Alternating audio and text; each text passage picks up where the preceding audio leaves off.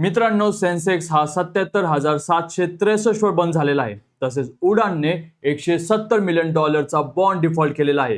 तसेच SoftBank OpenAI स्टेकवर $10 billion कर्ज मागते आणि सेबीने 144 कोटींच्या पंप अँड डंप केसमध्ये 222 जणांवर बंदी घातलेली आहे. मित्रांनो, मी किरण कदम आणि तुमचं स्वागत आहे आजच्या पॉइंटेड चर्चामध्ये. मी तुमच्यासाठी आज एकदम इम्पॉर्टंट अशा न्यूज घेऊन आलेलो आहे. तर चला तर मग विदाउट वेस्टिंग एनी टाइम सुरू करूया आजच्या बिझनेस न्यूज. तर मित्रांनो, पहिली न्यूज आहे उडान बद्दल. तर इंडियाच्या B2B ई कॉमर्स सेक्टरमध्ये एक मोठी क्रायसिस आलेली आहे, जी स्टार्टअप वर्ल्डसाठी खूप धोक्याची घंटा असणार आहे. उडान ही इंडियाची सर्वात मोठी B2B होलसेल प्लॅटफॉर्म आहे, जी रिटेलर्सना ग्रोसरीज, फार्मा, फॅशन यांचा होलसेल सप्लाय करते आणि लाईट स्पीड DST ग्लोबल यांनी फंड केलेली ही कंपनी आहे.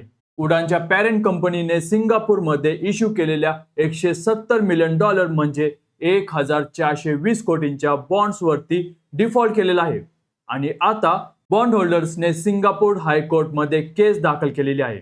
एका वेळी $3.1 बिलियन व्हॅल्युएशन असलेली उडानला आज हे दिवस बघायला लागत आहे. हे इंडियाच्या B2B स्टार्टअप इकोसिस्टमसाठी एक मोठा धक्का असणार आहे. तर मित्रांनो, नेक्स्ट न्यूज आहे अदानी ग्रुप बद्दल. तर अदानी ग्रुप बद्दल एक महत्त्वाची स्ट्रॅटेजिक अपडेट आहे. अदानी ग्रुप पुढील मोठ्या इन्फ्रास्ट्रक्चर पुशमध्ये ports, airports, power plant, roads यांच्या एक्सपान्शन आधी इक्विटी कॅपिटल रेज करण्याचा प्लॅन करत आहे. Adani Enterprises, Adani Green, Adani Ports आणि अदानी टोटल गॅस या कंपनीजमध्ये QIP किंवा प्रेफरन्शियल अलॉटमेंटद्वारे 25,000 ते 30,000 कोटी रेज होण्याची शक्यता आहे. याचा उद्देश म्हणजे डेप्ट कमी करणे आणि US लीगल केस 13 जुलैला रिझॉल्व्ह होण्याआधी बॅलन्स शीट मजबूत करणे आहे. विझिंजम पोर्टमधून $1.4 बिलियन आलेले आहेत आणि आता इक्विटी रेज केली तर अदानी ग्रुप पुढील 5 वर्षांसाठी 10 लाख कोटींचे कॅपेक्स करण्यासाठी सक्षम होऊन जाईल. मित्रांनो, एकंदरीत QIP म्हणजे नवीन शेअर्स येतात आणि एक्झिस्टिंग शेअर होल्डरचे स्टेक डायल्यूट होते. पण लॉंग टर्म मध्ये जर कॅपिटल प्रोडक्टिव्हली वापरला तर स्टॉक अजून वरती जातो. आणि जसं की तुम्हाला माहिती आहे, अदानी पोर्ट्स आणि अदानी ग्रीन हे ग्रुपमधील फंडामेंटली स्ट्रॉंगेस्ट स्टॉक्स आहेत.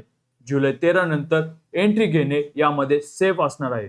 तर मित्रांनो, नेक्स्ट न्यूज असणार आहे सॉफ्ट बँक बद्दल. तर मित्रांनो, सॉफ्ट बँक आणि ओपन एआय यांच्यात एक इंटरेस्टिंग फायनान्शियल डील होणार आहे.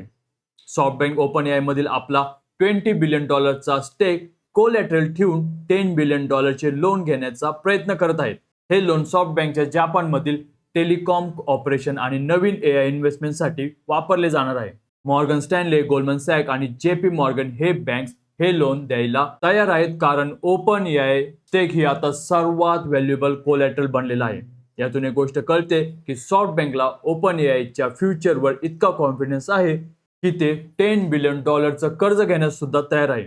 मित्रांनो, एकंदरीत सॉफ्ट बँकने ओपन एआय मध्ये इन्व्हेस्टमेंट केले होते आणि एक्सपेक्टेड होतं की 2026 पर्यंत ओपन एआयचा IPO येईल आणि त्यांना पैसे डायल्यूट करता येतील. पण IPO आता पोस्टपोन झालेला आहे आणि सॉफ्ट बँकचे पैसे अडकलेले आहेत. नेक्स्ट न्यूज आहे मित्रांनो स्पॅरो कॅपिटल बद्दल. तर इंडियाच्या अर्ली स्टेज स्टार्टअप इकोसिस्टमसाठी एक पॉझिटिव्ह बातमी आहे. स्पॅरो कॅपिटलने यांचा नवीन 475 कोटी म्हणजे जवळपास $57 million seed stage VC fund close केलेला आहे. हा फंड इंडियामधील सीड स्टेजमध्ये अगदी नवीन स्टार्टअप मध्ये 5 ते 25 कोटींची गुंतवणूक करेल. मित्रांनो, VC फंड जेव्हा जास्त पैसे रेस करतात तेव्हा ते स्टार्टअप मध्ये इन्व्हेस्ट करतात आणि 5 ते 7 वर्षांनी त्या स्टार्टअपचा IPO आणतात. आजचे स्पॅरो इन्व्हेस्टमेंट म्हणजे उद्याचे IPO पाईपलाईन आहेत. नेक्स्ट न्यूज आहे मित्रांनो स्वरा बेबी बद्दल. तर इंडियाच्या बेबी अँड मदर केअर मार्केटमध्ये एक नवीन IPO येणार आहे. स्वरा बेबीने सेबीकडे 1,000 कोटींचा IPO फाईल केलेला आहे आणि यात फर्स्ट क्राईम म्हणजे ब्रेनबीज सोल्युशन पार्शियल एक्झिट घेणार आहेत. स्वरा बेबी ही इंडियामधील premium baby care product company आहे, जी diapers, baby food, skin care आणि स्ट्रोलर्स बनवते. फर्स्ट क्राईने स्वरा बेबीमध्ये अर्ली स्टेजमध्ये इन्व्हेस्टमेंट केले होते आणि आता IPO द्वारे ते आपला प्रॉफिट बुक करणार आहेत. इंडियामधील बेबी केअर मार्केट आता 20,000 कोटींचे आहे आणि पुढील 5 वर्षांमध्ये ते 45,000 कोटींपर्यंत जाईल, असे मार्केट प्रेडिक्ट करत आहे. नेक्स्ट न्यूज आहे मित्रांनो शेअर चॅटच्या IPO बद्दल. तर शेअर चॅट म्हणजे मोहल्ला टेक हे इंडियाच्या सगळ्यात मोठ्या व्हर्नॅक्युलर म्हणजे मराठी, हिंदी, तमिळ, तेलुगू भाषांच्या सोशल मीडिया प्लॅटफॉर्म बद्दल एक इंटरेस्टिंग बातमी आलेली आहे. शेअर चॅट IPO आणायला तयार आहेत, पण इन्व्हेस्टर्स आणि बँकर्स यांनी सांगितलं आहे की प्रॉफिट डिसिप्लिन दाखवा, म्हणजे कमीत कमी EBITDA पॉझिटिव्ह करून दाखवा, तेव्हाच ते IPO बद्दल इंटरेस्ट घेतील. शेअर चॅटने मोज म्हणजे त्यांचे शॉर्ट व्हिडिओ प्लॅटफॉर्म बंद केलेले आहे आणि आता ते कोर शेअर चॅट प्रोडक्टवर फोकस करत आहे. गुगल आणि ट्विटर यांनी शेअर चॅटमध्ये इन्व्हेस्टमेंट केलेलं आहे, पण कंपनीचे लॉसेस अजूनही खूप जास्त आहे. तर मित्रांनो, एक बिग न्यूज येत आहे सेबीकडून. मित्रांनो, सेबीने एक मोठी इन्फोर्समेंट ऍक्शन केली आहे, जी प्रत्येक रिटेल इन्व्हेस्टर्सला माहीत असणे खूप गरजेचे आहे. सेबीने एका organised pump and dump scheme मध्ये सहभागी असलेल्या तब्बल 222 एनडीटी म्हणजे व्यक्ती आणि कंपन्यांवर सिक्युरिटीज मार्केटमध्ये ट्रेडिंग बंदी घातली आहे. या स्कीम मध्ये एका स्मॉल कॅप कंपनीचे शेअर्स आर्टिफिशियली पंप केले गेले, म्हणजे खोट्या बातम्या आणि सोशल मीडिया पोस्टद्वारे या शेअरमध्ये रॅली आणली गेली आणि जेव्हा रिटेल इन्व्हेस्टर्स अडकले तेव्हा त्यांनी शेअर डंप केले. यामधून 114 कोटींचे इलिगल प्रॉफिट्स कमवले गेलेले आहेत आणि थाउजंड्स ऑफ स्मॉल रिटेल इन्व्हेस्टरचे पैसे बुडलेले आहेत. त्यामुळेच मित्रांनो, पंप अँड डंप स्कीम पासून स्वतःला वाचवण्यासाठी टेलिग्राम, व्हॉट्सअप वरील स्टॉक पीकला कधीही फॉलो करू नका. अचानक 30 ते 40% जंप झालेले पेनी स्टॉक अवॉइड नक्की करा. आणि कुणीही गॅरंटीड रिटर्न सांगत असेल तर ते फ्रॉड आहे, हे लक्षात घ्या. नेक्स्ट न्यूज आहे मित्रांनो एअरटेल मनी बद्दल. तर मित्रांनो, एअरटेलच्या पेमेंट बँक बद्दल एक गेम चेंजिंग बातमी आलेली आहे. एअरटेल मनी म्हणजे एअरटेल पेमेंट बँकने officially small ticket personal loan देणे सुरू केलेले आहे. एअरटेल मनीकडे आधीच 7 कोटींपेक्षा जास्त ऍक्टिव्ह युजर्स आहेत आणि त्यांच्या पेमेंट ट्रान्झॅक्शन डेटावरून ते कस्टमर्सचा क्रेडिट वर्दीनेस इन्स्टंटली ऍक्सेस करू शकतात. एअरटेल 5,000 ते 50,000 पर्यंतचे इन्स्टंट पर्सनल लोन देणार आहेत. त्यावर व्याजदर बजाज फायनान्स किंवा बँक्सपेक्षा कॉम्पिटिटिव्ह असणार आहे. फोन पे, जिओ फायनान्शियल्स आणि आता एअरटेल मनी या तिघांनी पेमेंट चॅनेल वरून लेंडिंग मध्ये प्रवेश केला आहे. म्हणजे ट्रॅडिशनल बँक्स आणि NBFC साठी कॉम्पिटिशन खूप जास्त वाढले आहे. नेक्स्ट न्यूज आहे मित्रांनो JSW इन्फ्रास्ट्रक्चर बद्दल. तर इंडियाच्या पोर्ट सेक्टरमध्ये एक मोठी कॅपिटल रेज झालेली आहे. JSW इन्फ्रास्ट्रक्चरने क्वालिफाईड इन्स्टिट्यूशनल प्लेसमेंट म्हणजे QIP द्वारे 7,503 कोटी रेज केले आहेत. हे पैसे JSW इन्फ्रा नवीन पोर्ट्स डेव्हलप करण्यासाठी आणि एक्झिस्टिंग पोर्ट्स एक्सपांड करण्यासाठी आणि कंटेनर हँडलिंग कॅपॅसिटी वाढवण्यासाठी वापरणार आहे.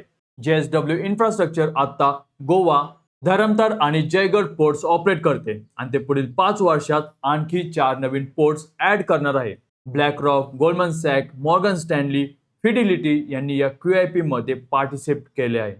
म्हणजे ग्लोबल इन्व्हेस्टर्सला इंडियाच्या पोर्ट सेक्टर मधून खूप कॉन्फिडन्स आहे. नेक्स्ट न्यूज आहे मित्रांनो मार्केट बद्दल. मित्रांनो, शुक्रवारी सेन्सेक्स हा 77,763 वर बंद झाला, जो गेल्या आठवड्यापेक्षा जवळपास 1200 पॉइंट्सनी वरती आहे. IT सेक्टर 2% वरती येताना दिसला, कारण TCS चा 9 जुलै रोजी रिझल्ट येणार आहे आणि ट्रेडर्स बुलिश होत आहेत. तसेच US technology spending data positive आलेला आहे आणि त्यामुळे IT सेक्टरमध्ये पॉझिटिव्ह वातावरण आहे. आणि बँकिंग आणि ऑटो स्टॉक्स पण पॉझिटिव्ह आहेत, पण फार्मा आणि FMCG मात्र फ्लॅट राहिलेले आहेत. मित्रांनो, नेक्स्ट वीक हा बाजारासाठी खूप महत्त्वाचा ठरणार आहे. त्यामुळे डेली बेसिसवर बिझनेस न्यूज बघायला विसरू नका आणि तुम्हाला जर चॅनल इन्फॉर्मेटिव्ह वाटत असेल तर लाईक नक्की करायचं आहे. तर मित्रांनो, नेक्स्ट न्यूज आहे रिलायन्स बद्दल. तर TCS नंतर रिलायन्स इंडस्ट्रीज हे इंडियाचे सर्वात जास्त वॉच होणारे रिझल्ट्स आहेत आणि Q1 FY27 साठी सगळे अॅनालिस्ट खूप पॉझिटिव्ह आहेत. जिओचे सबस्क्रायबर बेस 47 कोटींवर गेलेले आहेत आणि ARPU म्हणजे प्रति युजर ॲव्हरेज रेव्हेन्यू हा 200 पेक्षाही वर जाण्याची शक्यता आहे. रिलायन्स रिटेलने जून तिमाहीमध्ये 11,000 पेक्षा जास्त नवीन स्टोअर्स ऍड केलेले आहेत आणि online to offline integration strong केलेलं आहे. OTC म्हणजे ऑइल टू केमिकल सेगमेंटमध्ये क्रूड हा $75 ते $80 असताना मार्जिन्स चांगले राहतात. त्यामुळे रिलायन्सचा एकूण प्रॉफिट 19,000 ते 20,000 कोटींच्या दरम्यान असणार आहे. तर मित्रांनो, नेक्स्ट न्यूज आहे मान्सून बद्दल. तर मित्रांनो, मान्सूनच्या बातमीत एक पॉझिटिव्ह ट्विस्ट आलेला आहे, जी शेतकऱ्यांसाठी आणि फूड इन्फ्लेशन बद्दल काळजी असणाऱ्यांना खूप महत्त्वाची असणार आहे. जुलैच्या पहिल्या आठवड्यात इंडियामध्ये खूप चांगला पाऊस झालेला आहे आणि नॅशनल रेनफॉल डेफिसिट जो जूनमध्ये 45% होता तो आता 35% आलेला आहे. तर मित्रांनो, नेक्स्ट न्यूज आहे वोडाफोन आयडिया बद्दल. तर वोडाफोन आयडिया बद्दल एक अपडेट आलेली आहे, जी व्हीआयच्या शेअर होल्डर्ससाठी नक्की ऐकायला हवी. गव्हर्नमेंटने व्हीआयला AGR म्हणजे ऍडजस्टमेंट ग्रॉस रेव्हेन्यू ड्यूजच्या 2113 कोटींच्या ऍडिशनल रिलीफची घोषणा केलेली आहे आणि व्हीआय साठी पेमेंट टाइमलाईन आणखी एक्सटेंड केलेली आहे. व्हीआय आता 5G स्पेक्ट्रमसाठी अप्लाय करण्याच्या तयारीत आहे आणि इरिक्सन आणि नोकिया यांच्याशी इक्विपमेंट डील फायनलाइज करत आहे. आदित्य बिर्ला ग्रुपने व्हीआय मध्ये 4730 कोटींचा ऍडिशनल इक्विटी इन्फ्युजन केली आहे, जे सांगतं की ग्रुप व्हीआयला अबॅडन नक्कीच करणार नाही. तर मित्रांनो, ह्या होत्या आजच्या बिझनेस न्यूज. तुम्हाला आजची न्यूज कशी वाटली हे मला कमेंट सेक्शन मध्ये नक्की सांगायचं आहे. तसेच व्हिडिओला लाईक सुद्धा करायचं आहे. अशाच इन्फॉर्मेटिव्ह बिझनेस न्यूज घेऊन भेटूया पुढच्या व्हिडिओमध्ये. तोपर्यंत जय हिंद, जय महाराष्ट्र.